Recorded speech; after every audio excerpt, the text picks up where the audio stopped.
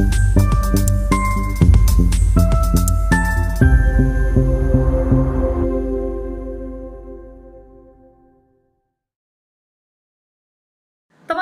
Shalom, puji Tuhan. Hari ini kita akan menyaksikan sebuah video kesaksian dari kesaksian Bapak Nelson. Dia berasal dari beragama Kristen, tetapi kemudian di dalam perjalanan kehidupannya dia menjadi seorang Muslim. Dia menjadi seorang mu'alaf. Tetapi setelah dia menjadi seorang Muslim, setelah menjadi seorang mu'alaf, di dalam perjalanan kehidupannya, dia menemukan sesuatu yang membuat dia kemudian memikirkan kepercayaannya yang baru. Bagaimana kisah lengkapnya tentang iman daripada Bapak Nelson? Saksikan dalam video ini dan semoga memberikan pencerahan ya.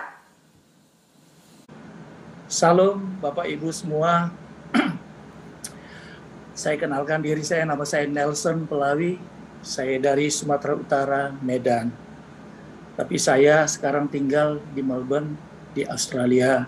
Saya ikut pelayanan di gereja Infinity Church di Melbourne sudah lebih kurang 25 tahun. Saya punya istri satu, sama-sama dari Medan, tapi nggak punya anak. Ya, tapi anyway, kita happy terus. Yang penting kita tetap bersama dengan Tuhan apapun yang terjadi. Itu secara umum. Nah, kesaksian saya hari ini di mana saya terlahir besar itu di keluarga Kristen. Jadi emak saya, bapak saya orang Kristen. Dari kecil kita dididik untuk ikut dan setia sama Tuhan. Sekolah minggu, apapun namanya, yang namanya ke gereja itu menjadi priority bagi kami. Ya. Tapi setelah SMA, saya merasa ke gereja itu kelihatannya kok saya malas gitu ya. Mendengar cerita-cerita di perjanjian lama, perasaan saya itu kayak seperti fiksi, ya, kayak cerita komik gitu. Saya lebih senang cerita komik daripada cerita Alkitab ya. Komik itu bisa berjilid-jilid, tapi kalau Alkitab cuman segini aja, segede begini, bacanya juga jarang gitu. Tapi karena orang tua saya terus nge-push saya harus ke gereja, saya tetap ke gereja. Walaupun di dalamnya saya nggak tahu apa-apa gitu ya. Kebetulan gerejanya juga dekat dengan rumah saya gitu. Nah, satu ketika waktu saya kuliah, di situ saya tidak ke gereja lagi. Karena apa? Satu, bapak saya adalah seorang anggota ABRI yang keras dan sangat otoriter, gitu ya. Dia tidak pernah kasih contoh di rumah kami. Dia tidak menjadi role model di rumah kami. Dia ke gereja rajin, tapi di rumah dia maki-maki. Di rumah dia ngamuk-ngamuk. Itu yang pertama. Yang kedua, bapak saya ternyata dia paling suka pergi ke dukun. Hingga waktu hari-hari Jumat, dia bakar kemenyan, dia bikin ritual-ritual. Kita pada melihat, ini bapak kami ngapain gitu ya. Anda tahu sendiri namanya ritual-ritual itu bakar-bakar kemenyan kali ya. Itu baunya tuh udah nggak tahan, gitu. Pokoknya nyesat kayak gitu. Mama saya juga marah, mama saya juga protes, tapi nggak diindahkan sama bapak saya gitu. Nah, satu saat adik saya dipaksa ikut, kita pergi ke dukun. Wah, saya sebenarnya protes tapi nggak berani ya, saya nggak berani. Akhirnya ya ikut aja, manut aja, pergi ke dukun. Kita disiram pakai air bunga, disuruh baca-bacaan. Saya nggak tahu baca-bacanya apa gitu ya. Saya nggak ngerti, tapi saya ikut aja gitu. Apa yang dikatakan dukunnya, bilang begini ya saya ikut aja gitu. Nah, setelah itu saya duduk, adik saya juga duduk, dan selesai ritual berikutnya, itu dukunnya ngomong pakai bahasa apa ya istilahnya, kayak bahasa roh gitu ya, bahasa yang nggak mengerti gitu. Terus abis dia ngomong begitu, dia bilang sama bapak saya, oh bapak saya nanti diangkat jadi ini, diangkat begini, orang yang benci sama bapak kamu itu akan nanti pada takut. Poinnya dengan berdukun itu, bapak saya merasa harga dirinya diangkat, harga dirinya semakin tinggi. Makanya bapak saya percaya akan dukun itu. Tapi efeknya kepada saya jadi marah. Saya nggak suka gitu ya. Walaupun saya ke gereja juga banyak nggak ngerti gitu ya. Tapi dengan perbuatan bapak saya yang ke dukun itu saya protes berat. Bahkan mama saya protes. gitu ya. Kami anak-anaknya dilarang untuk ikut berdukun. Walaupun mak saya sendiri juga mungkin ke gerejanya juga nggak ngerti-ngerti banget gitu, tapi dia tahu itu dilarang yang namanya kedukun. Nah, sehingga waktu saya kuliah itu saya nggak ke gereja lagi, saya nggak pernah lagi ikut sama orang-orang gereja, dan saya lebih banyak aktivitas saya keluar gitu ya. Kalau udah malam minggu saya minum, saya ngerokok gitu, nanti pulang jam 12, jam 1, hari minggunya besok saya tidur, saya bangun jam 11, jam 12, jadi udah totalis sudah nggak ke gereja lagi. Nah, akhirnya saya hidup udah seperti orang nggak jelas gitu ya, nggak ke gereja, udah kosong aja di pikiran saya. Nah, suatu saat tetangga saya kenal sama saya, kebetulan itu jadi pacar saya, dan mereka Muslim. Nah, ibu saya, mak saya melarang karena dia bilang ini, Nelson, kamu nggak boleh pacaran sama dia karena dia Muslim, kamu Kristen. Tapi saya lawan mak saya bilang, saya juga nggak ngerti mah di gereja apa itu Yesus, apa itu cerita-cerita perjanjian lama itu saya nggak ngerti. Saya bilang, jadi itu apa bedanya? Terus bapak juga kedukun, aku bilang. Akhirnya mama saya diam. Akhirnya saya terus melanjutkan hubungan saya dengan tetangga saya yang Islam tadi. Dia keturunan Jawa, bapaknya orang Jepang, tapi mereka Muslim. Nah, selesai tamat saya kuliah, calon mertua saya bertanya, Sen, habis ini kamu mau kemana? Ya, saya mau menikahi anak kamu. Saya bilang, lah kalau kamu mau menikahi anak saya, kamu harus ikut jadi Islam. Dan anak saya tidak boleh jadi Kristen.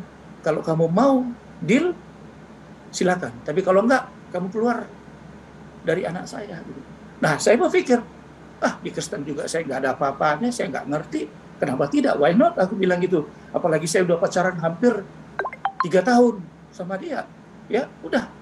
Nah, akhirnya saya diterima mereka, saya diajari secara basic ya, nggak terlampau yang gimana-gimana kali, basic, bagaimana cara sembahyang, bagaimana cara ambil air wudu, yang normal-normal untuk sebagai identity orangnya Islam gitu ya. Nah, itu saya pelajari secara umum. Walaupun saya sendiri pun saya nggak ngerti banyak gitu ya, apalagi maaf gitu ya, bahasanya bahasa Arab itu, waduh saya pusing deh, complicated saya pikir. Tapi udah karena demi cinta ya, ya akhirnya ya ikut aja, manut aja gitu udah. Anyway, setelah saya tamat sekolah, saya sudah kuat basic saya, ikut calon istri saya ini jadi Muslim, saya melamar jadi tentara, saudara. Saya melamar jadi tentara, jadi TNI, dan setelah saya dididik berapa bulan, karena saya dari sarjana, saya ditempatkan di Bandung, di Pusat Kesenjataan Infanteri, di mana sekolah ini adalah membentuk para perwira-perwira menjadi komandan-komandan peleton, komandan batalion di infanteri, di pasukan gitu ya. Nah, saya di situ sebagai guru, sebagai pelatih, karena background saya adalah dari Universitas Pendidikan IKIP Medan. Kalau sekarang namanya Unimed, Universitas Medan ya. Nah, saya ditempatkan di situ. Setelah saya tamat, berapa tahun kemudian saya bawa istri saya nikah dengan diam-diam. Orang tua saya tidak tahu, sembunyi-sembunyi, dengan acaranya pun dengan sangat-sangat sederhana. Karena kalau tahu, wah saya nggak bisa bayangin gimana ngamuknya, marahnya emak saya ya. Walaupun saya tahu bapak saya itu nggak protes. Bapak saya itu I don't care katanya, pokoknya terserah lu gitu ya.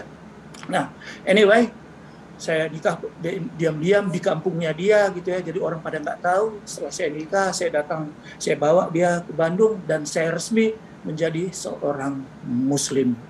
Nah, saya sudah tunjukkan sama Pak Franky, KTP saya semua itu Islam. Ya, saya otomatis ya, saya harus berubah semua KTP saya menjadi KTP Muslim. Nah, terus terang bapak-bapak, ibu, saudara-saudara ya, di Muslim sendiri pun saya sebenarnya nggak terlampau serius ya, nggak terlampau sungguh-sungguh. Di Kristen aja yang pakai bahasa Indonesia ya, saya nggak serius, apalagi ini bahasa Arab, ada wah complicated. Saya lihat istri saya memang rajin sembahyang, terus setiap malam dia baca Al-Quran gitu ya. Saya melihat aja gitu. Nah, awal-awal start saya jadi Muslim itu saya nggak ke masjid, saya nggak pernah sembahyang. Tapi pada saat mama mertua saya datang ke Bandung itu, saya takut, saya respect ya. Istri saya bilang, kamu harus sembahyang nih. kamu harus sembahyang, kamu harus begitu ada suara azan maghrib, kamu harus persiapan gitu. Wah, sebetulnya saya malas gitu, tapi karena saya harus respect sama mertua saya, ya, saya pura-pura saya lupa bagaimana cuci tangan ini. Saya lupa, maaf saudara, bukan saya menghina ya, I'm sorry. Jadi saya lupa, waduh gimana. Udah pokoknya muka saya udah basah-basah, saya pakai sarung, saya masuk kamar, ya, istri saya pun ikut, yang sebaik cuma istri saya duduk diam aja begitu ya. Nah, berikutnya istri saya tanya, Sen, gak enak dong mama di sini, kamu harus istilahnya harus juga ke masjid, harus tunjukkan dong kamu di depan tetangga bahwa kamu udah jadi orang muslim. Saya juga nggak enak ya, rasanya sama tetangga setiap Jumat pergi ke masjid, saya di rumah gitu ya. Apalagi pangkat saya perwira saudara ya, pangkat saya perwira letnan waktu itu ya. Rasanya seorang perwira itu kan seorang pemimpin gitu, tapi nggak pernah ke masjid, nggak pernah berdoa gitu, rasanya gimana gitu ya, agak aneh gitu di hadapan nanti, di hadapan sarjan, di hadapan kopral gitu ya. Loh ini kok pemimpin kami kok begini gitu ya. Nah akhirnya saya paksakan saya mau ke masjid. Nah biasa saya ke masjid, ya saya ikut ritual bla bla bla bla begitu ya.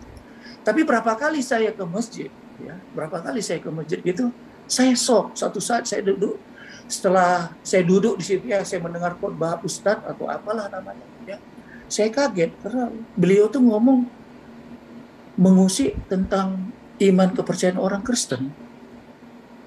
Contohnya Kristen kafir, Kristen itu masuk neraka, Yesus digantung, bla bla bla bla gitu. Lah, waktu saya mendengar seperti gitu, di dalam hati saya gini, loh, kok ini yang dibahas, kok ini yang dipersoalkan, gitu ya. Cuman saya, oke, saya diam aja gitu ya. Berikutnya begitu juga gitu. Enggak semua saudara ya, Bapak Ibu, enggak semua ya. Mungkin yang 10, 4 yang seperti gitu. Tapi isunya bagi saya, kenapa di masjid ya, di rumah ibadah yang suci, yang kudus katanya, tapi kok agama seberang disinggung-singgung. Saya pernah jadi orang Kristen, enggak pernah pendeta sekalipun ngomong tentang agama seberang. Agama Hindu, agama Buddha, agama ateis sekalipun nggak pernah pendeta pernah mengobrak-abrik. Yang dibahas cuma Injil, yang dibahas cuma Alkitab. Hanya itu. Loh kok ini kok seperti ini? Saya agak marah ya. Beberapa kali saya dengar itu, saya sudah mulai marah gitu ya. Saya mulai marah. Saya pikir apa-apaan itu. Saya sudah mulai unhappy, nggak senang gitu ya. Nah, biasanya kalau pulang dari masjid itu kita keluar dari pintu. Di depan pintu kiri kanan itu ada berdiri orang, betul. Dia kasih kertas kecil-kecil seperti gini, ya, gitu ya, kayak artikel, ya, mirip artikel gitu. Nah, saya taruh aja di kantong saya. Nah, sampai di rumah saya baca gitu. Itu mengkafirin orang Kristen lagi. Ini apaan lagi? Saya lihat seperti ini kan. Saya semakin jengkel. Nah kebetulan adiknya saya itu di Bandung itu kuliah di Bandung, tinggal di rumah saya. Ya, jadi dia setiap weekend dia datang ke rumah saya, gitu ya. Saya tanya sama dia, hey, saya bilang namanya Chris, saya bilang dapat ini loh. Dia bilang, ini apa sih ini? Oh, dia bilang, Bang, aku akan tunjukkan lagi begitu banyak penghinaan-penghinaan tentang Kristen, penghinaan-penghinaan iman kita katanya. Aku tahu adik saya ini mulai dia merubah paradigma saya, mindset saya, bahwa ini loh yang kau anut, yang kau percaya itu. Kira-kira begitu ya. Sehingga ditunjukkannya semua artikel-artikel itu yang didapatnya nggak tahu dari mana gitu. Nah, saya baca itu. Wah, ini saya bilang, ini udah luar biasa, saya pikir kayak gitu. Itu zaman dulu saudara ya. Itu zaman dulu, zaman yang belum ada IT ya. Itu yang kalau dibandingkan dengan sekarang, wah, so hips ya, luar biasa. Kalau zaman dulu itu mungkin kita nggak tahu ya, tapi gitulah keadaannya. Di zaman saya sudah ada penghinaan yang begitu luar biasa terhadap iman kepercayaan Kristen. Nah, anyway, yang makin hari saya makin lama sudah nggak comfort lagi saya mau ke masjid, ya. Tapi saya paksakan juga, dan selalu saya dengar dan jadi olok-olokan, gitu ya. Jadi olok-olok, dan kadang-kadang kalau ada cerita-cerita tentang kekristenan yang dianggap mereka little bit stupid atau bodoh gitu ya, imannya orang Kristen terhadap Yesus, itu satu masjid ketawa semua. Cuman saya nggak ketawa, saya diam, saya pandang itu ustadznya gitu. Saya duduk kayak gini ya. Saya pikir dalam hati saya, ini gombal ya ustadz seperti kayak gini. Itu kiri kanan pada ketawa semua. Mereka so enjoy ya mendengar mendengar statementnya si ustadznya itu mengatakan yang bikin kayak stupid gitu ya, imannya orang Kristen gitu. Wah, saya pikir enough is enough. Saya tidak akan lagi mau datang ke masjid ini. Saya tidak mau lagi. Nah, saya pulang, saudara. Nah, sedikit saya mesti high temper, tukang marah, saudara. Karena memang saya belum dipulihkan, saudara. Di Kristen pun saya juga memang Kristen brengsek ya, Kristen KTP. Jadi, saya langsung jumpa istri saya. Semua artikel-artikel itu saya tunjukkan di depan istri saya. Nah, salahnya saya, ya, saya tidak wise, saya tidak bijaksana, langsung marah, emosional, saya tunjukkan sama istri saya, nih agamamu itu bla bla bla, agamamu ini, saya lempar itu, keprak. Gitu. Nah, dibaca istri saya kan nggak tahu, dia nggak salah loh ya, begitu dibacanya gitu kan. Dia mesti bisa bilang gitu. Enggak semua seperti gitu. Dia bilangnya, ya tapi ini buktinya. Asal aku datang ke sana, ya isinya seperti kayak gini. Aku bilang sama kamu, aku tidak mau lagi aku ke masjid. Dia bilang gitu. Hakmu. Dia bilang begitu ya. Nah, akhirnya kita sudah mulai relationship kita sudah nggak enak dengan istri.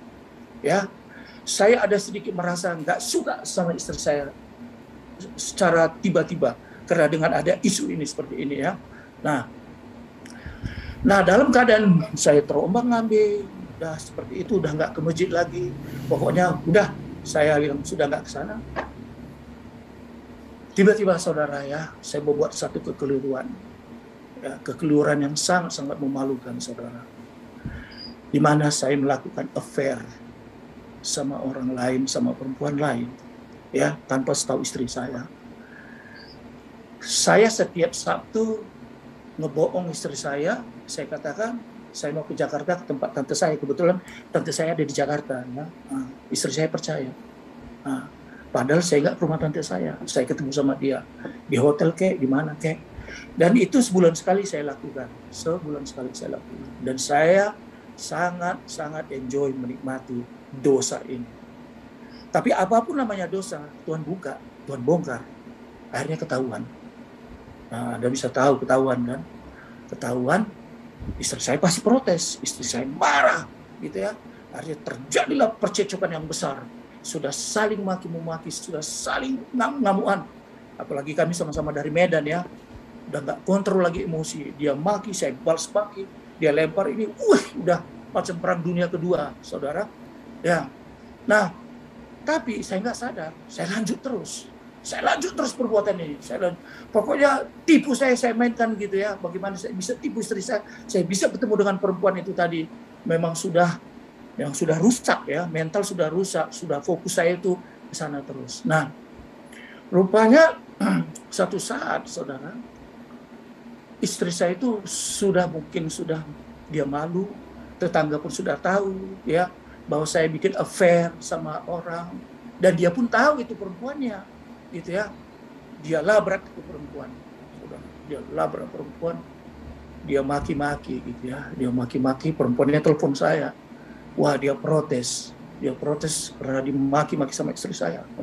Nah, saya meluap saudara, marah saya, wah, saya masuk ke rumah saudara, anak saya sudah dua saudara, perempuan. Yang satu namanya Miranda, yang satu namanya Michiko.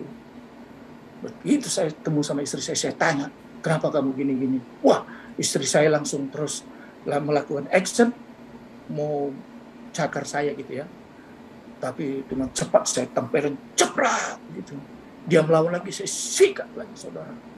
Sebelum dia berbuat tindak apa-apa lagi, saya cekek lagi saudara. Saya cekek sampai hampir kayak mau mati saudara. Ya, maklum saya tentara saudara. Saya dilatih di infanteri. Tiap hari itu angkat besi, saudara, latihan bela diri. Ya, di infanteri itu. Memang infanteri itu adalah prajurit khusus untuk dalam pertempuran. Bayangin ngadepin istri seperti itu. Dia macam pergedel, saudara ya. Saya tendang lagi, saya ludah lagi. Itu istri saya itu terkapar, saudara. Cepret gitu. Saya maki-maki, saya bilang sama emakmu, pulang kamu ke Medan, cerai kita. Aku tidak takut sama kamu. Semua kata-kata curse, kata-kata maki, saya alamatkan sama istri saya. Setelah itu saudara, saya normal. Saya biasa kerja gitu ya. Biasa kerja gitu. Tapi saudara, waktu saya sedang bekerja, waktu saya sedang duduk, tiba-tiba ada di pikiran saya. Kenapa hidup saya seperti ini ya?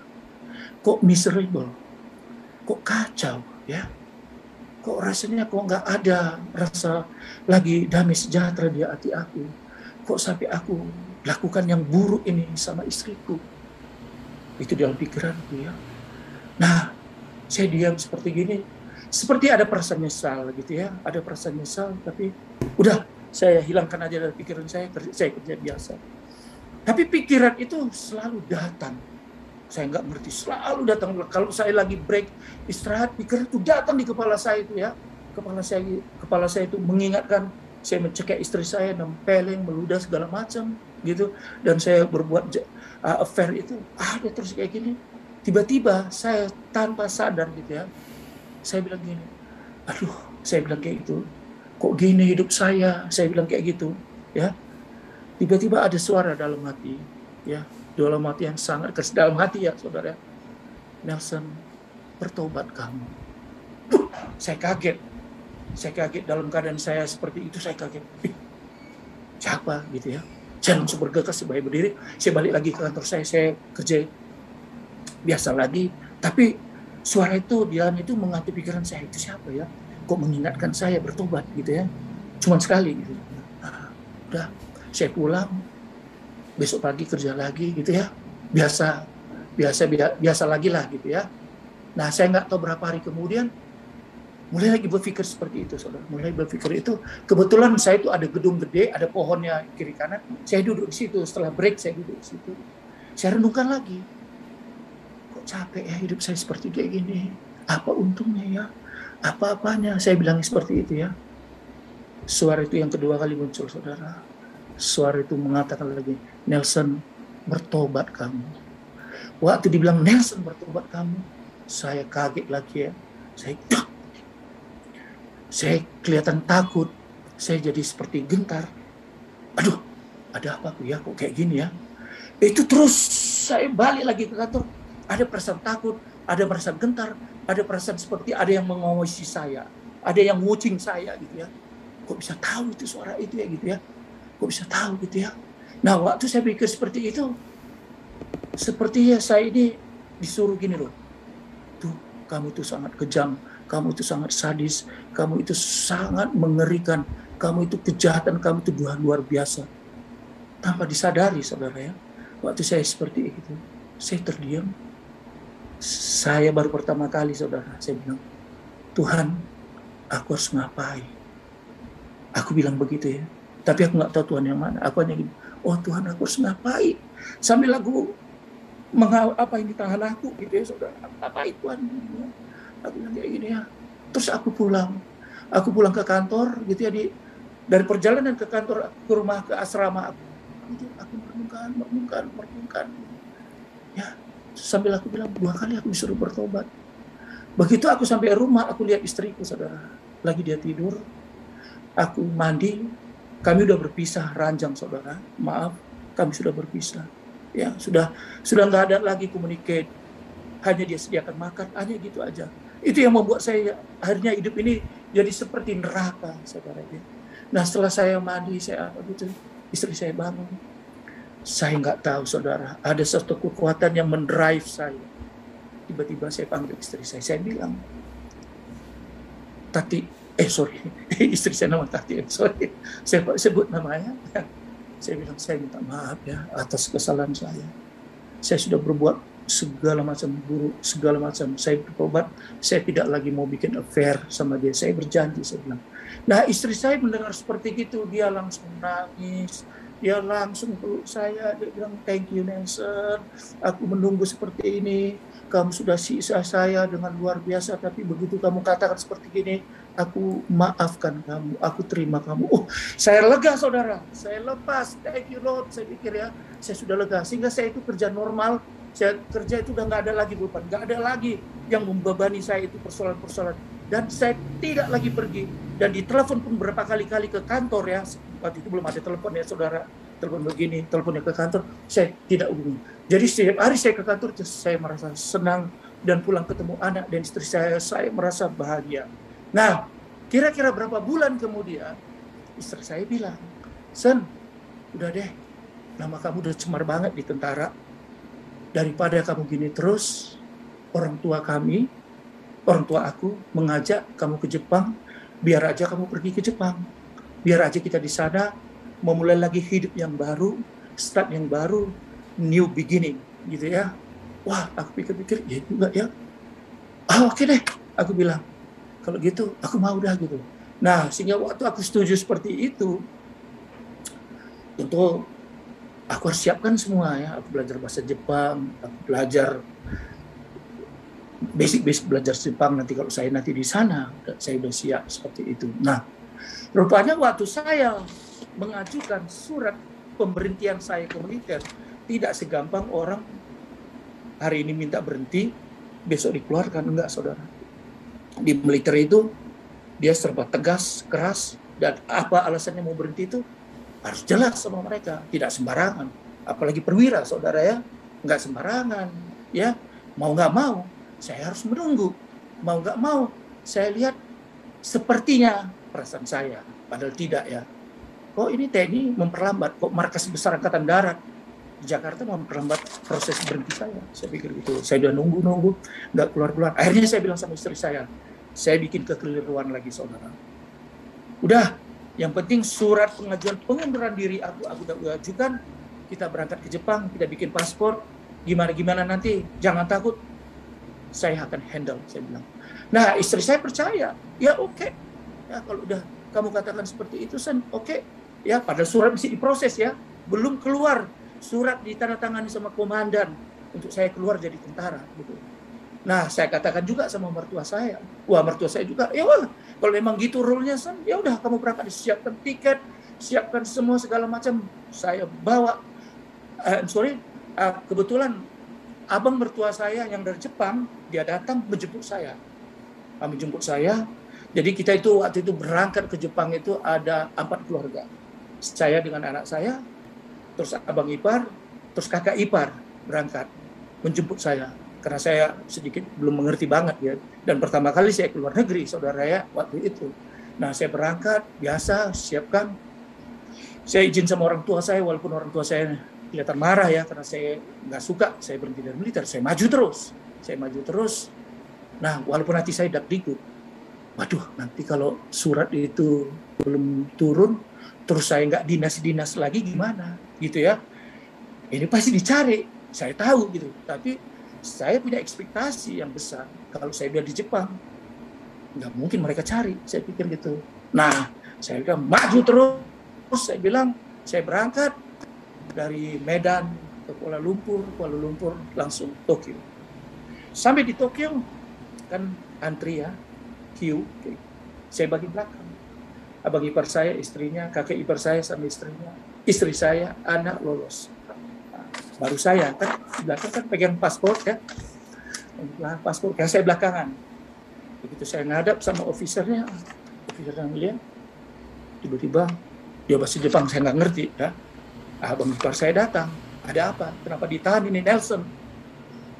Pokoknya Nelson tidak boleh masuk, dia harus dipulangkan. Apa salah dia? Ini semua visa ada lengkap, izinnya dari konsulat Jepang di Medan sudah ada. Stemnya semua ada, saya bisa masuk, adik saya bisa masuk, kakak ipar saya semua bisa masuk. Kenapa Nelson nggak bisa? Pokoknya no reason, Nelson harus kembali ke Indonesia. Saya stres, saudara, saya stres. Wah, negosiasi 2 jam, ya sampai dia punya family dari Nagano. Jadi di Jepang itu mereka tinggal di Nagano. Nagano itu adalah satu tempat skiing untuk ski, ya tempat salju. Mereka datang untuk membantu saya dan panggil lawyer. Apa sebabnya kok saya ditahan? Tapi no clue. Pokoknya alasan mereka kayak seperti anak-anak SD gitu. Pokoknya no, itu aja. No reason. Akhirnya udah deh. kita ngalah, biarkan aja saya di situ, saya ditaruh di sel, saudara. Di toko itu saya ditaruh di sel. Aduh Tuhan, gila, untung masih ada tempat tidur ya, saudara. Nah, besok pagi, wah, mereka langsung berangkat ke Nagano, sekitar 2-3 jam dari Tokyo. Saya tetap ditahan di Tokyo. Besok pagi, saya ditransfer ke pesawat yang sama, Malaysia Airlines, sampai di Kuala Lumpur, saudara, sore ya, karena perjalanan 8 jam. Di Kuala Lumpur saya dikunci lagi, saudara, gila nggak? Dikunci lagi, waduh men, di Kuala Lumpur penjaranya kacau, di Jepang masih bagus ya. Di Kuala Lumpur, waduh, gawat deh. Pokoknya macam penjara di Alcatraz sana gitu ya. Nah, besok pagi jam 10 saya ditransfer lagi naik pesawat, dikembalikan di Medan. Sampai di Medan, saudara, saya ditangkap MP, militer police. Kenapa? Saya hampir udah sebulan setengah, saya tidak hadir. Salah saya ya. Itu udah pasti, karena saya break the law, break the rule, the army rule ya. Jadi saya harus ditangkap, saya diperiksa 5 jam, saudara ya. Wah, segala macam bla bla bla. Akhirnya saya dikembalikan ke Bandung untuk pemeriksaan. Ke Bogor. Saya dipindahkan ke Bogor, saudara ya. Saya dipindahkan ke Bogor. Saya berjanji saya tidak akan lari lagi. Saya tanda tangan. Saya sampai di Bogor. Sampai di Bogor, saya diobrak-abrik lagi, saudara ya. Saya dipermalukan sama prajurit-prajurit, ini contoh perwira yang tidak bertanggung jawab, perwira yang nggak jadi contoh, pokoknya bla bla bla gitu. Anyway, saya dimasukkan ke sel lagi, saudara. Wih, waktu saya dimasukkan ke sel itu, saya sadar, saudara, Tuhan, kenapa saya begini, Tuhan? Saya nggak berangkat ke Jepang, saya ditangkap di Jepang, saya dikembalikan. Ini kenapa, Tuhan? Di situ saya mulai, saudara, saya mulai mengingat-ingat, betapa banyaknya dosaku, betapa banyaknya kelemahanku, betapa banyaknya sudah kekeliruan yang aku lakukan. Nah, besok paginya saya ditransfer ke sel berikutnya. Jadi sel yang kemarin itu agak rough gitu ya, nggak ada tempat tidur. Tapi sel berikutnya saya ditaruh ada tempat tidurnya, ada mejanya, ada kursinya gitu ya. Tapi setiap hari saya harus laporan ke pos jaga. Apel malam saya harus laporan ya. Pokoknya saya itu seperti apalah gitu ya, dimonitor begitu sangat-sangat keras gitu ya. Jadi selama saya ditaruh di situ, setelah 3 bulan saya ngadap bahwa saya boleh menerima tamu. Ya, saudara-saudara, saya bertanya, kenapa kamu bla bla bla bla gitu ya. Dan saya tetap berhubungan dengan istri saya di Jepang. Nah, kamu salah, Son. Kenapa kamu membohongi kami? Sorry, aku bilang, karena aku sudah desperate banget mau berangkat ke Jepang, karena aku udah tahu, waduh, aku udah melakukan perbuatan yang malu-malu sekali. Jadi aku bila perlu lebih cepat menghindar gitu ya. Tapi ternyata aku salah yang aku lakukan ini. Aku tidak follow the rule gitu ya. Aku lawan rule-nya, akhirnya aku mengalami konsekuensi ini. Tapi nggak apa-apalah, biarlah aku dipenjara seperti ini, dibikin seperti gini. Nanti aku mengurus baik-baik lagi ini surat-surat. Habis itu nanti aku jadi orang sipil dan aku tidak akan ditangkap-tangkap lagi. Istri saya bilang, oke, lanjutkan. Nah, di hari break, di mes saya itu, katakan mes lah ya, biar enak gitu. Adik saya ngasih Bible di kamar saya. Maksudnya biasa saya suruh baca gitu. Waktu saya baca saya nggak ngerti. Orang saya memang agama-agamaan gitu ya, nggak jelas gitu.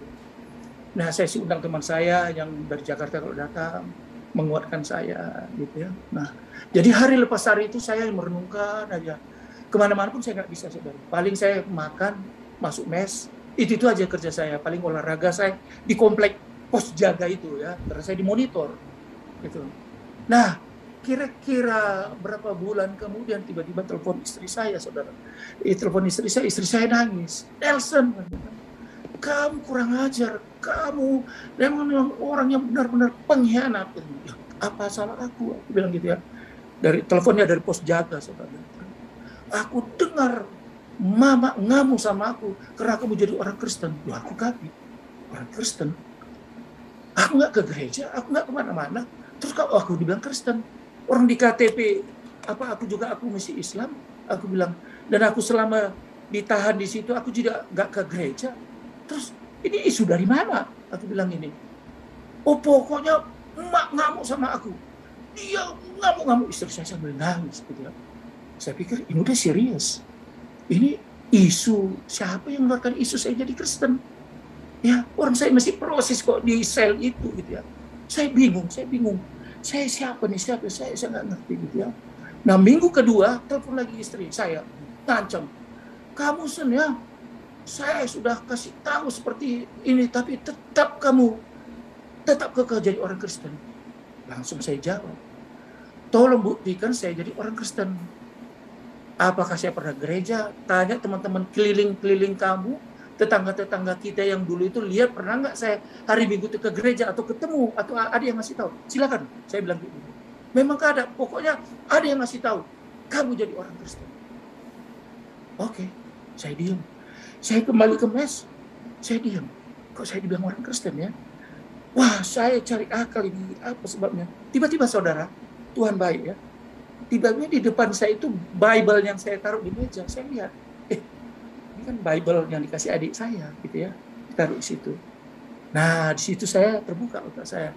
Waktu tamu yang saya panggil, teman-teman saya, termasuklah saudaranya dari pihak istri, dia juga seorang tentara, dia datang menjenguk saya, melihat saya, dia lihat rupanya Bible itu.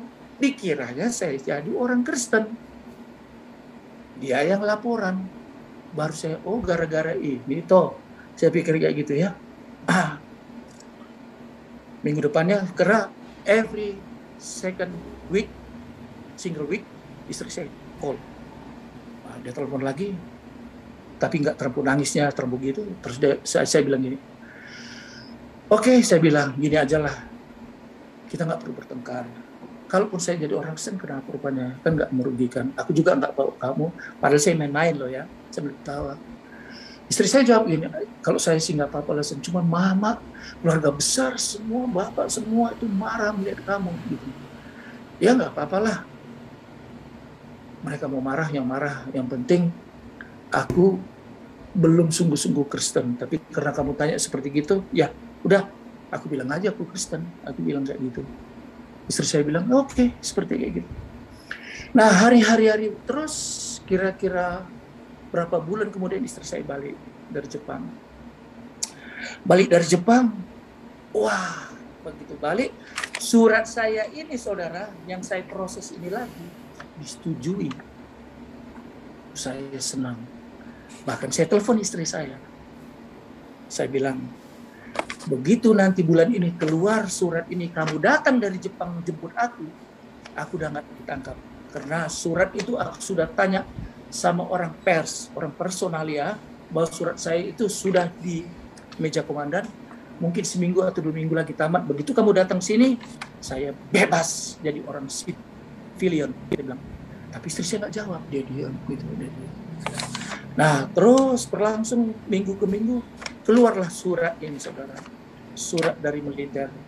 Nelson Plawi, pangkat Letnan 1. Padahal waktu itu saya mau kapten, saudara ya. Waktu itu hampir mau kapten. Ya, resmi berhenti dengan hormat menjadi seorang TNI. Waktu itu ABRI. Wah, saya datang. Saya bebas, saya berguling, saya senang gitu ya, saudara ya. Udah di kepala saya, nanti istri saya datang, jumpa dengan anak saya rasanya, aduh Tuhan, inilah yang mantap itu, saya bilang.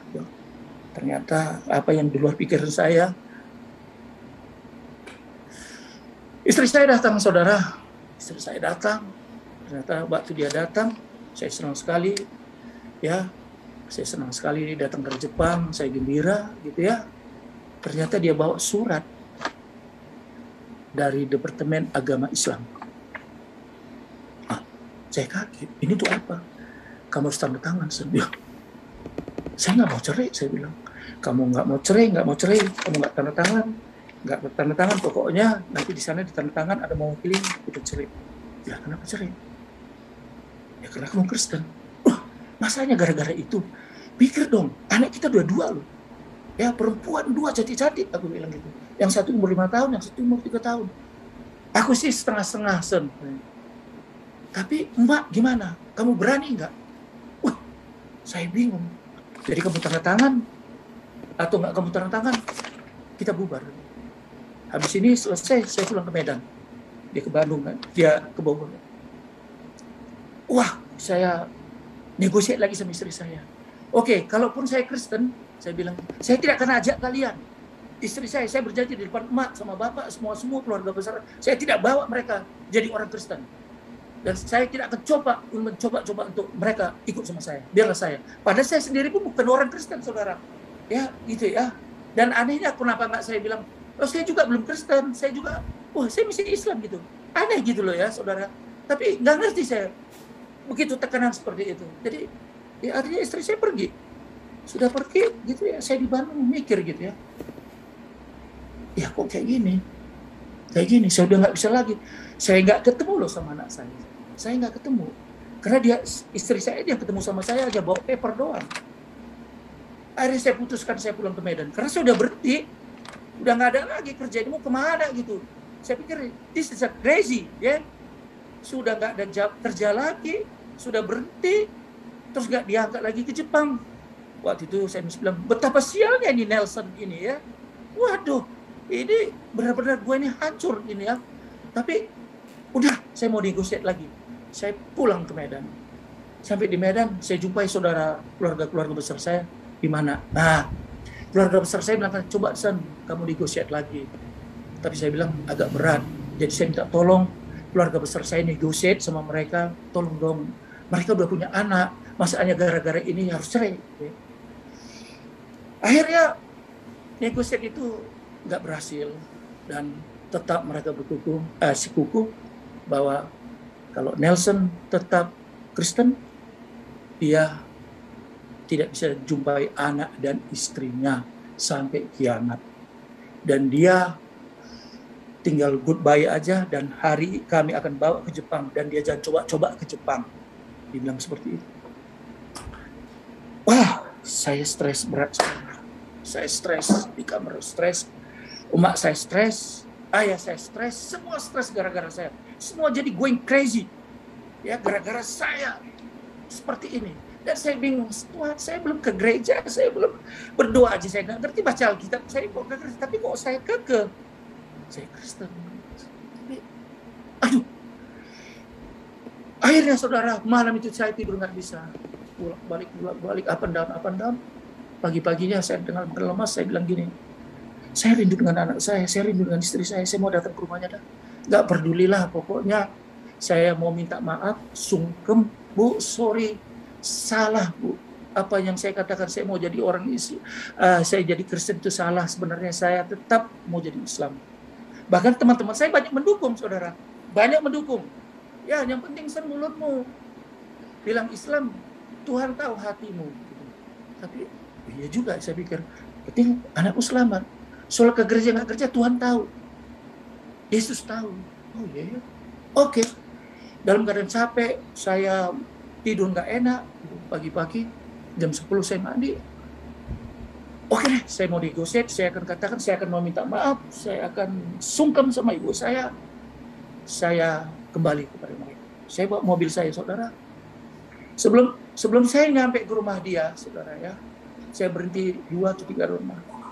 Saya berhenti 2-3 rumah, saya berhenti, saya jalan biasa.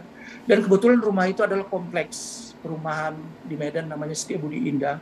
Sepi banget, besarnya kompleksnya sepi, hanya pohon-pohon gitu.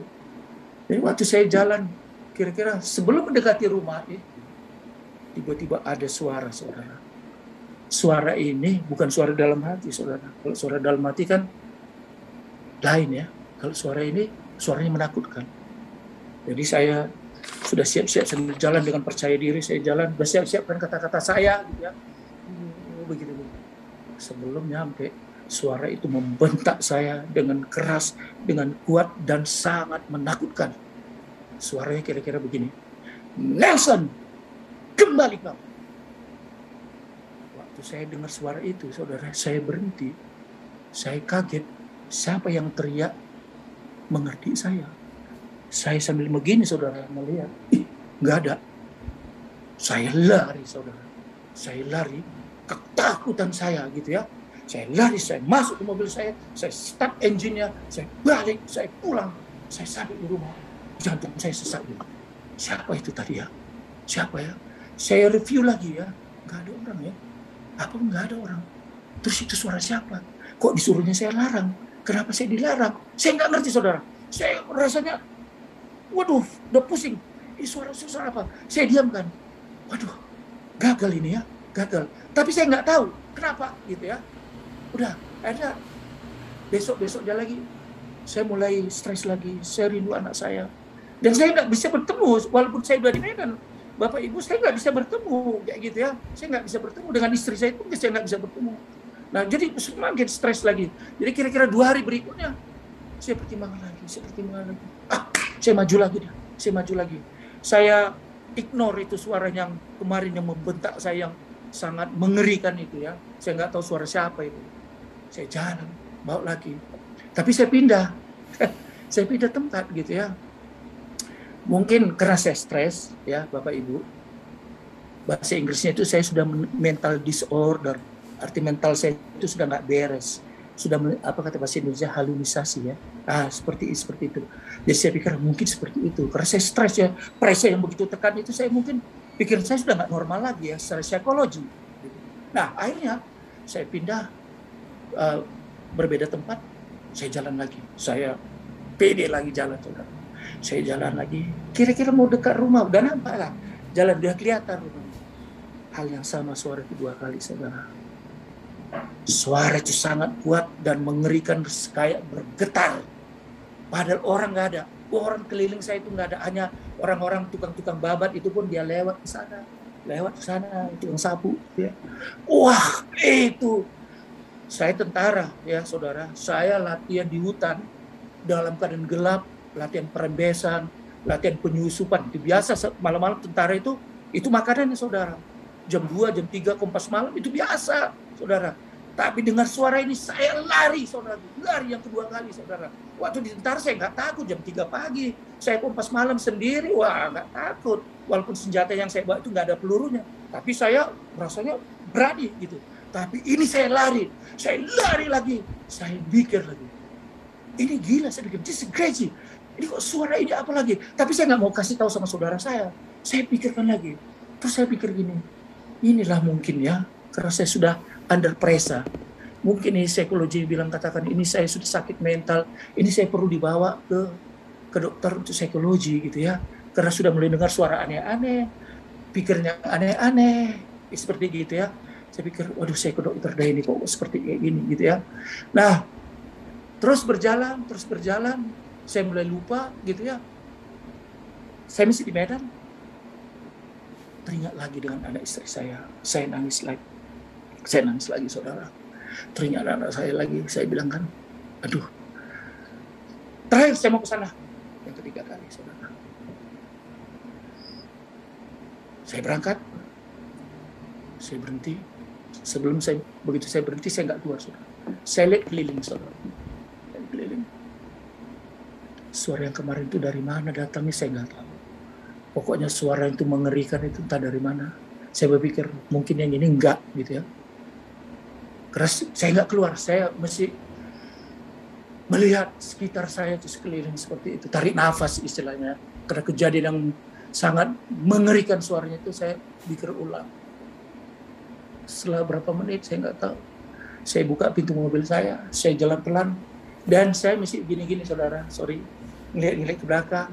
Entah mungkin ada orang sembunyi ngomong, atau entah mungkin dari keluarga bapak saya ngomong menakut-nakuti saya atau apa. Lancar jalannya saudara, lancar banget, nggak ada. Bahkan saya gini dong, nggak ada suaranya ya. Saya pikir gini, step, tiba-tiba ada suara saudara.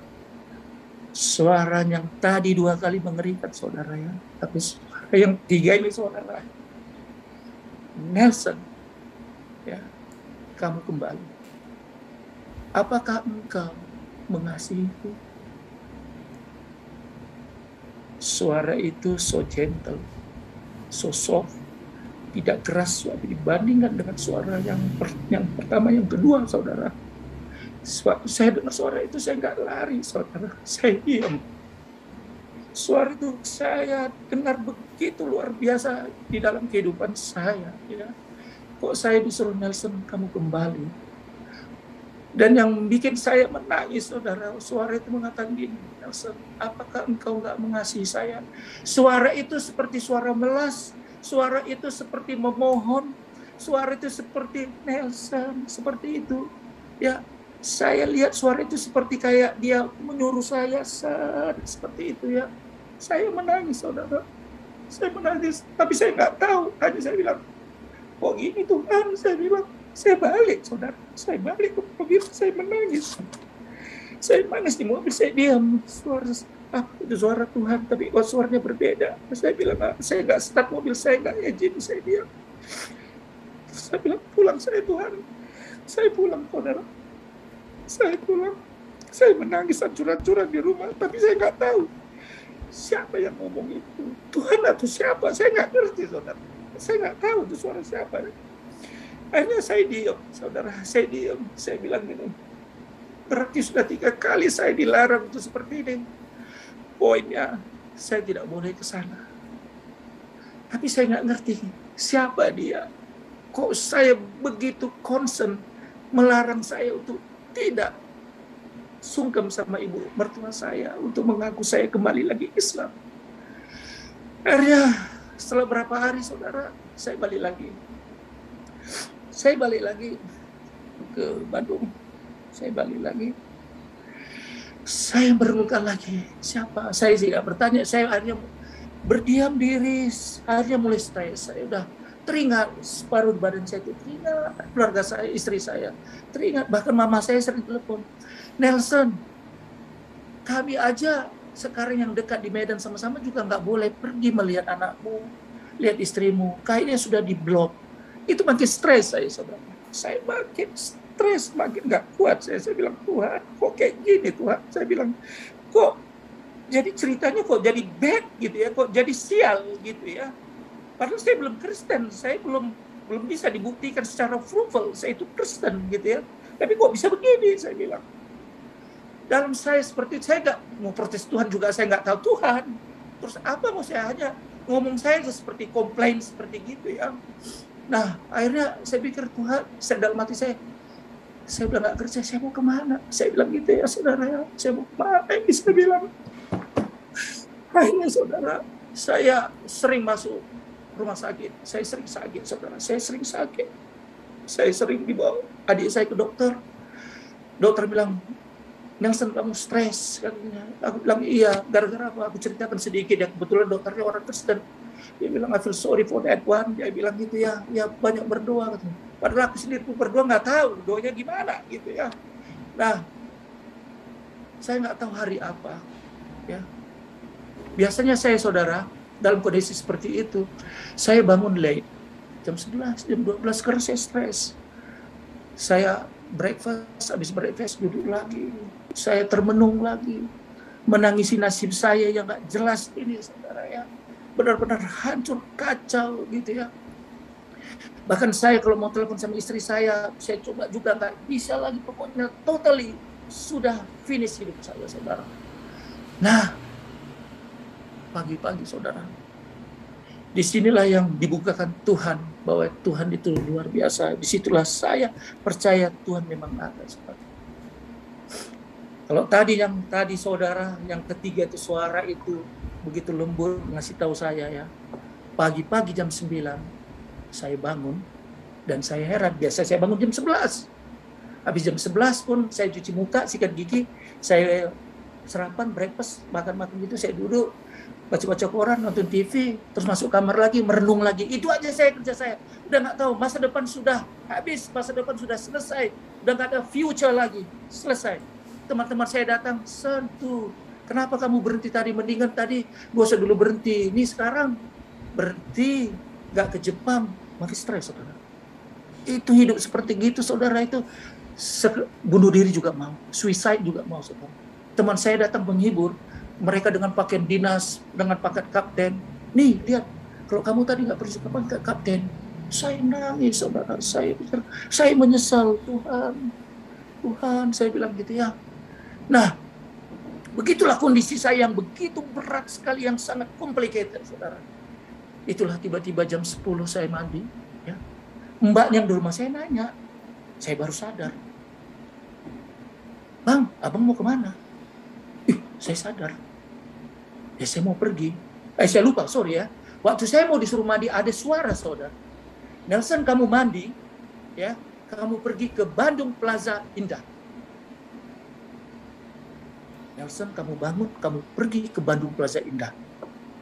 Saya kaget dengan suara itu sama soft lagi, nggak bentak, ya, nggak bentak. Saya bingung.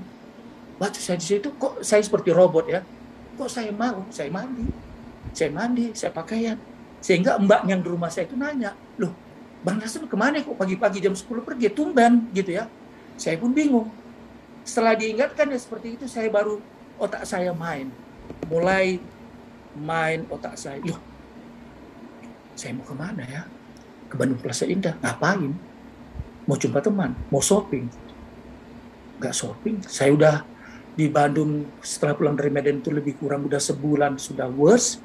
Kok boro-boro ingat mau shopping, boro-boro ingat mau jumpa teman di Bandung, terus apa poinnya? Saya nggak ngerti. Tapi saya manut, ikut kayak robot. Saya naik angkot, saya duduk di belakang, saya mikir gini, ya itu suara siapa lagi? Kok saya suruh ke Bandung Plaza? Anyway, sampai saya di Bandung Plaza Indah. Sampai di Bandung Plaza Indah tuh saya keluar dari angkot, itu kan besar ya, depannya altarnya besar itu. Saya bingung saudara, terus ngapain ya? Saya ketawa sendiri, maaf saudara. Saya ketawa sendiri. Ini ngapain saya di sini, gitu ya? Saya lihat seperti gitu. Tapi ada yang gerakkan hati saya, yang drive. Saya suruh maju, saya maju. Begitu saya maju, jalan, saya lihat eskalator ya, lift, eskalator. Saya di drive untuk naik itu, saya naik itu. Waktu saya naik itu, kan saya pegangan ya. Saya mau kemana ini? Mau belanja, mau shopping? Saya pikir, saya jadi, waduh, saya mau bilang gini, jangan-jangan inilah namanya orang gila ya. Nama orang gila nggak sadar jalan entah di mana gitu. Saya pikir, saya cubit-cubit ini. Udah gila nggak nih saya? Ini saya pikir begitu ya. Karena saya pikir orang-orang gila yang tengah-tengah jalan itu persis seperti saya. Mau pergi kok nggak tahu, mau kemana nggak tahu, tiba gitu ya. Akhirnya, wah jangan-jangan saya udah kena mental yang berat ini ya, saya pikir gitu. Tapi saya ikuti terus, lift kedua, eskalator kedua. Eskalator ketiga saya berhenti, ceprek. Sampai berhenti saya di situ, saya lihat toko-toko di sebelah kanan saya. Toko-toko, terus ngapain? Gitu ya, ngapain? Tiba-tiba saya di drive, saudara. Saya disuruh maju, jalan. Waktu saya jalan, saya melihat sebelah kanan.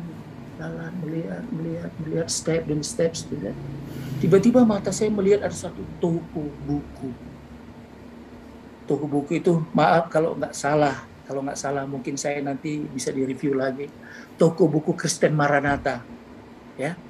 Saya lihat, pandangan saya ke kanan, kok saya diarahkan ke sana? Terus saya mau beli buku apa? Judulnya apa? Alkitab, saya punya Alkitab. Bahasa daerah saya punya. Bahasa Batak saya punya. Bahasa Indonesia saya punya. Terus mau disuruh beli apa? Terus kalau seri judul beli buku, judulnya apa? Isinya apa? Saya nggak ngerti. No clue. Ya, no idea. Terus, oke, saya jalan aja. Pas di depan pintu, saya ditegur sama shopkeepernya. Dia bilang, selamat pagi, Pak. Wah, pagi. Saya sampai masuk, saya tarik nafas, saudara. Kemana? Karena kanan dan kiri sudah buku ya, di rak itu ya. Buku. Saya kemana nih? Saya pikir udah gila nih. Tapi oke, saya jalan terus. Begitu saya jalan terus, saya disuruh berhenti, saudara. Ke kanan. Saya belok ke kanan, ini kan self-set itu ya, rak-rak itu saya ke kanan, saya suruh berhenti. Begitu berhenti, saya lihatlah buku. Di sepanjang depan saya, ke atas, buku, saya lihat ini. Saya sambil ngeliat-ngeliat itu, buku apa yang mau lihat? Judulnya apa? Tiba-tiba pas saya begini, depan saya itu, gini ya saudara ya, suara itu bilang, ambil itu Nelson. Saya ambil buku itu. Kita biasa kalau baca buku saudara ya, pasti kita lihat judulnya, terus kita sepintas, kita baca, ini buku ini apa isinya secara umum.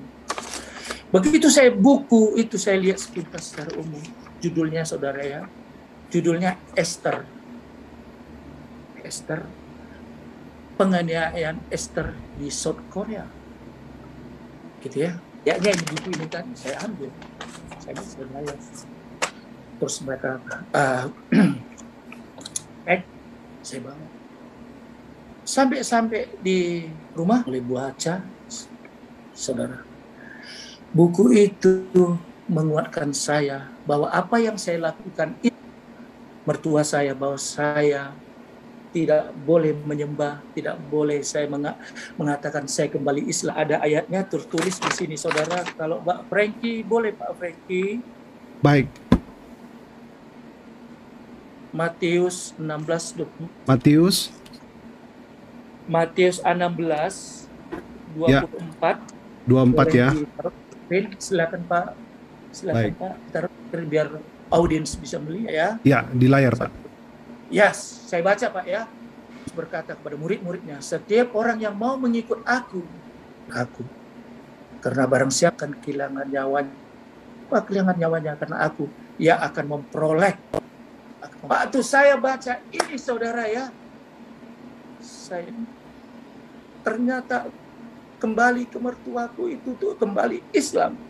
Ternyata inilah sekarang ku menangis, saudara. Saya bilang, Tuhan ampuni aku, Tuhan. Disitulah pertama kali saya percaya bahwa Engkaulah Tuhan, bahwa Engkaulah benar Allah yang luar biasa itu. Engkau berbicara dengan baca, saudara ya. Saya begitu di Esther yang dianiaya waktu pendudukan Jepang di Korea Selatan. Dia tidak mau menyembah patung yang disuruh.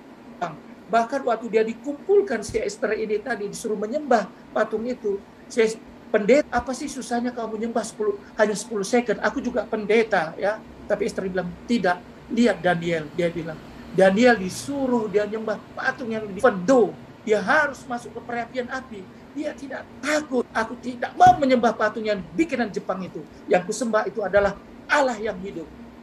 Inilah yang membuat aku, saudara. Aku dilepaskan semua beban-beban aku. Yang tadinya begitu berat, yang begitu hancur, terjawablah semua. Satu ayat yang membuat aku dimerdekakan. Aku dipulihkan. Ternyata suara yang ngomong sama aku itu adalah suara Tuhan. Agar aku tidak kembali menjadi. Karena jalan yang lurus itu adalah Yesus. Ini yang aku dapat. Nah, 2 hari berikutnya, saya serang, saya diberkati luar biasa gitu ya. Dan saya review kembali. Aneh, saya datang ke sana, saya nggak tahu. Tiba-tiba saya dapat buku ini. Tiba-tiba saya persis seperti yang saya alami dengan kondisi yang mengerikan ini. Dan terjawab, begitu saya baca itu, semua beban saya yang saya tadi stres, saya sudah tidak lagi melihat. Kalau saya menderita, saya tidak lagi lihat. Saya sudah arahkan hati saya kepada Yesus. No, saya bilang, saya sudah saya sudah dilepaskan oleh kebenaran ini, dan kebenaran itu memerdekakan saya. Saya tidak mau saya kembali menjadi seorang Muslim. Saya bilang seperti itu ya. Nah, yang ketiga, ya, 3 hari kemudian, ini saya sudah mulai pikiran mulai normal gitu ya, dan ternyata saya normal gitu ya.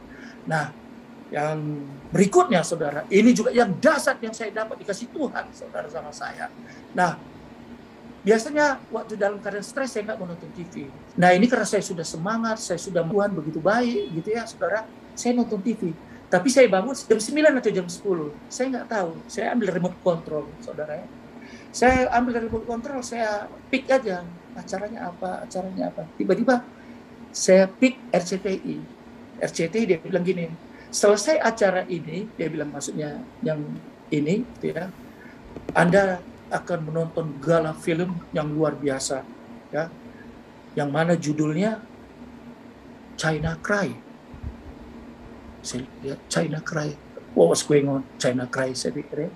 Kalau kira-kira bahasa Indonesia, China yang menangis ya, apa ini? Saya nggak ngerti. Nah, berapa menit kemudian acara yang sebelum selesai dan digantilah dengan film China Cry. Saya nonton film China Cry itu, apa yang terjadi, saudara? Ternyata film itu, saya bingung.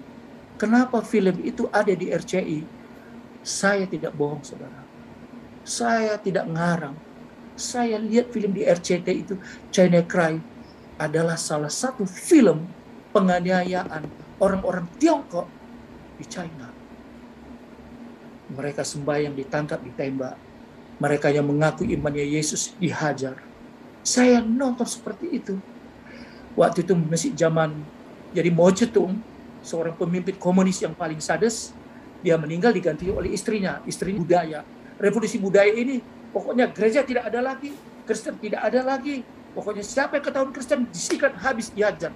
Itu yang saya tonton, saudara. Saya bingung, film ini mengerikan banget. Dan saya lihat, saudara, bagaimana iman-iman orang Tiongkok di China itu, ya saudara, begitu luar biasa. Saya lihat ya, walaupun udah dicekek, walaupun udah dipisau, udah disantur, ya, mereka tetap katakan, Yesus Tuhanku gitu. Waktu saya nonton, saya merasa malu juga. Ini ngeri banget, ini orang iman mereka kok perkasa benar gitu ya. Nah, ending story-nya, saudara, perempuan hamil, terakhir film story itu, saudara ya, dia ditangkap, ketahuan. Jadi banyak intelijen China mencari orang-orang Kristen. Jadi mereka searching ke kampung-kampung yang Kristen, langsung ditangkap, disiksa, dibantai, begitu. Nah, kebetulan dapatlah ibu ini tadi. Kebetulan dapat ibunya, dibawa ke sekolah. Sampai di sekolah disiksa, ditendang, dipukul, dihajar, saudara ya, sama guard 2 orang. Yang mereka itu pangkatnya kapten perempuan. Wah, asal dibilang, tetap Yesus. Ya, cupra. Asal dibilang, Yesus atau keluar. Yesus disiksa bisa-bisa. Waktu saya nonton gitu, Tuhan, ini sadis banget, saya bilang gitu ya. Sadis banget ini film ini, kok mengerikan sekali. Nah, rupanya karena sudah hancurnya mukanya dihajar, akhirnya dia geletak, saudara ya. Dia geletak, terletak di situ, dia lemas, dia pingsan, seperti ini. Akhirnya kaptennya bilang kayak gini, oke, saya kasih kesempatan sama kamu terakhir, Yesus atau out dari Yesus, kira-kira begitu ya. Nah, aku kasih waktu, habis ini aku akan balik lagi. Guard dengan si kapten keluar, nah dia udah nggak berdaya. Dan nggak berdaya, dia sadar bahwa hidup dia bentar lagi mati, gitu ya. Dia berdiri, saudara. Dia berdiri. Di depan itu ada papan tulis, bekas kapur-kapur itu ada ya, putih-putih ya, saudara. Bekas kapur-kapur diginikannya. Kapur itu tadi ada, ya, flavornya, tepung-tepung. Terus dibikinnya gini, saudara. Salib dibikinnya gitu besar gitu. Terus jatuh lagi dia. Lantas berapa menit kemudian Kapten China datang, begitu dia buka pintunya, ditembaknya salib segede itu. Dia bilang, dia marah, dia murka, dia hajar, diseret, ditaruhlah di tiang gantungan, saudara. Nah, waktu ditaruh di tiang gantungan, dia berdoa, Tuhan, aku ikut kau terus Tuhan, kalaupun aku harus mati. Kalaupun aku harus ini di depan senjata tentara Tiongkok. Aku tidak menyangkal imanku, Tuhan. Aku tetap ikut dengan kau, Tuhan. Waktu seperti itu, saudara, saya takut, saudara. Tuhan, terima kasih Tuhan, kau sudah ingatkan aku lihat film ini lewat Esther yang di South Korea. Dengan orang-orang Tiongkok yang di China, ya saudara ya. Dan endingnya, waktu ditembak, dia nggak mati, saudara. Ternyata kalau Anda boleh nonton itu filmnya, saudara ya. Anda boleh nonton film itu, bukunya pun ada, China Cry itu ada. Dia selamat. Itu tentara China-nya jungkal, pohon terbalik, listrik seperti kayak petir, dia tergeletak dan mereka malu, dilepas, saudara. Nah, dari kesimpulan itu, saudara, saya berpikir, Tuhan, luar biasa Tuhan ya. Karena aku tidak mengerti, karena aku belum tahu siapa Engkau, Tuhan. Kau tunjukkan lewat cara-cara yang luar biasa ini, Tuhan. Kau perlihatkan di depan mata aku, ya, mulai yang di South Korea, mulai yang di China, sehingga aku sungguh percaya bahwa Engkaulah Tuhanku. Sehingga sejak saat itu, saudara ya, saya lepas 100%, saudara. Saya tidak lagi takut karena istri saya sudah dibawa. Saya tidak takut lagi, saya tidak menangis lagi. Saya hanya menangis sama Tuhan, tidak lagi menangis nasib saya. Tuhan, saya mau kemana? Saya nggak menangis lagi, saudara ya. Dan puji Tuhan, saya akhirnya Tuhan bawa saya ke Melbourne, saudara. Dengan cara yang ajaib, saya sampai di sini, saudara. Saya diketemukan dengan orang yang baik, anak-anak Tuhan. Dan puji Tuhan, akhirnya saya hidup dan settle down di sini. Nah, saudara, sebelum saya mengakhiri sedikit, saudara, anak saya yang pertama, saya nggak ketemu sampai sekarang, saudara. Saya nggak bisa nangis lagi. Anak saya yang namanya Miranda, saya tidak nangis lagi. Umurnya sekarang sudah 30 tahun dan dah kawin. Saya ketemunya karena di Facebook, saudara, karena di sini. Saya tidak pernah lihat secara fisik setelah dibawa ke Jepang, saudara. Anak saya yang kedua, saya ketemu di Medan, saya ketemu. Walaupun perasaan bapak dengan anak nggak ada, saudara ya. Dan mereka memaki-maki saya, karena kenapa kau tinggalkan aku? Kenapa kau masuk Islam? Ya, saya hanya menyerah aja, ya saya bilang. Dan puji Tuhan, karena doa, saya akhirnya bisa ketemu, saya bisa bicara, walaupun yang di Jepang sampai hari ini, saudara, saya belum ketemu. Jadi waktu saya ketemu umur 5 tahun, waktu dia goodbye sama saya di Jepang, sekarang saya lihat umur anak saya si Miranda itu sudah segede kebo, ya. Makanya saya bingung, ini anak saya apa anak gadis, ya. Saya lihat, oh so beautiful, ya. Aku lihat anak aku, oh Tuhan. Akhirnya saya nangis, saya lihat anak saya hanya di Facebook seperti ini, gitu ya. Dan yang kedua, anak saya kemarin sebelum pandemi, sebelum COVID-19, anak saya bilang gini, namanya Michiko, ya. Pap, aku mau nikah. Oke, kamu mau nikah. Kalau kamu mau nikah, apakah aku perlu datang ke Medan? Aku bilang, saudara, sebelum saya mengakhiri, saudara, dia bilang, oh boleh Papa. Oke, saya bantu, saya contribute untuk perkawinan kalian, ya saya bantu bla bla bla bla bla gitu. Nah, saya senang sekali, saya bertemu dengan anak saya nanti nikah, dan saya akan bertemu dengan anak saya yang dari Jepang untuk datang ke Medan, gitu ya. Jadi kita pertemunya nanti di Medan, gitu ya. Anak saya yang di Jepang, saya bilang, oh ya Dad, saya miss you sekali, aku belum pernah lihat kamu, hanya lihat di Facebook, lihat di WhatsApp, gitu ya. Ya jadi oke, kita ketemu nanti di Medan, aku datang. Nah, sebelum acara dimulai, anak saya bilang gini, Pap, ini acaranya Islam, kamu harus ngerti. Oke, siap, aku bilang. Jadi Bapak nanti, Bapak duduk aja di bawah saya, di samping saya. Pokoknya kamu jangan bikin apa-apa ya. Nanti itu peserta orang semua tahu bahwa kau itu Bapak aku. Oke, wah, I'm so happy, gitu ya. Saya siapkan. Nah, saya siapkan tiket saya dari Melbourne untuk saya pergi ke Medan. Nah, waktu itu saya sudah booking pesawat, tapi belum saya bikin date-nya, tanggalnya. Saudara ya, saya belum bikin. 2 hari kemudian, saudara, anak saya nangis. Apa yang terjadi, saudara? Ternyata saudara-saudara keluarga besar dia tetap menolak saya untuk datang sampai hari ini melihat anak saya yang perkawinannya di Medan. Anak saya menangis. Saya bilang, it's no problem. Aku bilang gitu ya, apa boleh buat kalau kita nggak bisa ketemu, gimana? Padahal Pap, kamu yang biayai semua biaya perkawinan saya, tapi kamu nggak bisa datang, kamu nggak usah komplain. Saya bilang, kamu nggak usah blame mereka, udah lakukan aja apa yang menurut mereka, saudara. Walaupun saya, saudara, terus terang, air mata saya sudah habis, saudara. Saya nggak bisa lagi nangis, saudara ya. Dari awal sampai hari ini nangis terus, saya jadi nggak kuat lagi, saudara. Jadi saya gini, Tuhan, thank you Tuhan. Kalau sampai hari ini pun mereka tetap masih saya dianggap jadi enemy mereka. Saya tidak boleh datang ke sana, that's okay. Jadi saya hanya setelah saya mulai belajar ikut dengan Tuhan, saya mulai belajar bagaimana dengan Yesus. Saya di situ diajarkan merendahkan hati, belajar mengampuni, belajar menerima walaupun hati saya rasanya hangus, ya, burning, terbakar gitu. Tapi saya udah apa berubah. Saya pikir nggak apa-apa anakku.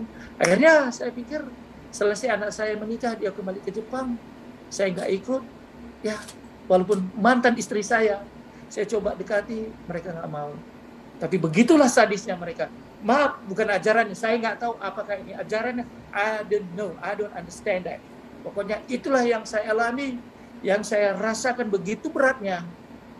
Saya alami sampai stres, sampai mau gitu. Saya kira itu aja Bapak Ibu Saudara yang saya pernah alami. Mudah-mudahan apa yang saya bagi ini, saudara, ini bisa jadi berkat bagi saudara-saudara yang mendengarnya. Mudah-mudahan ini menjadi kekuatan Anda. Kalau apabila Anda yang seperti saya, cepat-cepat balik sebelum nanti problemnya semakin gede, atau nanti akan seperti saya, akan menangis dan hancur. Puji Tuhan, kita sudah mendengarkan kesaksian yang luar biasa dari Pak Nelson Pallawi. Dia yang tadinya adalah seorang Kristen, yang kemudian dia ragu dan dia tidak jelas tentang siapa Tuhan Yesus, sehingga dengan mudah dia menjadi seorang mu'alaf oleh karena menemukan istri seorang Muslim. Tetapi kemudian di dalam perjalanan kehidupannya dia melihat bahwa iman ataupun keagamaannya yang baru ternyata tidak seperti yang dia pikirkan.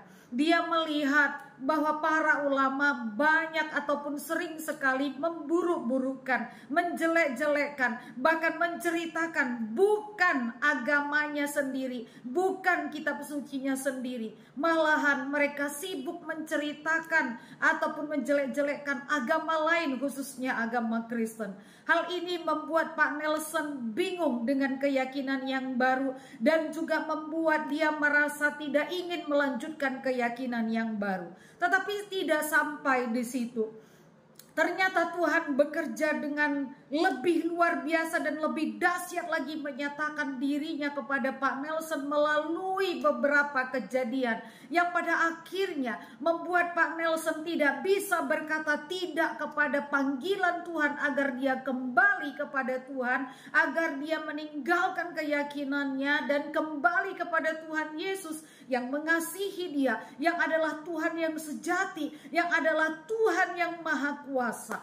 Teman-temanku, banyak cara yang dapat dilakukan oleh Tuhan untuk mengembalikan umat pilihannya agar kembali kepada Tuhan. Sebagaimana jauh engkau berlari, sebagaimana engkau pergi meninggalkan Tuhan, tidak ada hal yang terlalu sulit bagi Tuhan untuk memanggil engkau, untuk menarik engkau kembali kepadanya. Karena dialah Tuhan yang menciptakan engkau, karena dialah Tuhan yang memelihara engkau, dan karena dialah Allah yang berkuasa dan berdaulat atas hidup dan matimu, dan hidup maupun matiku.